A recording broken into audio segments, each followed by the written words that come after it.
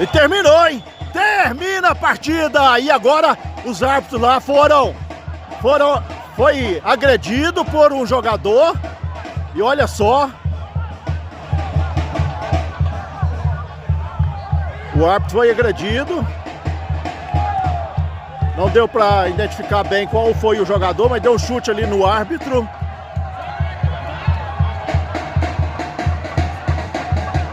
E agora o segurança ali tá tendo um pouco de trabalho ali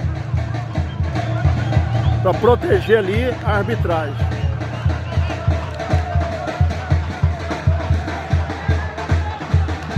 É um final de jogo aqui lamentável. O Vila ganhando aqui por 3-2. O árbitro terminou a partida e agora os jogadores do Bela Vista não concordam com o término da partida. Queria mais acréscimos.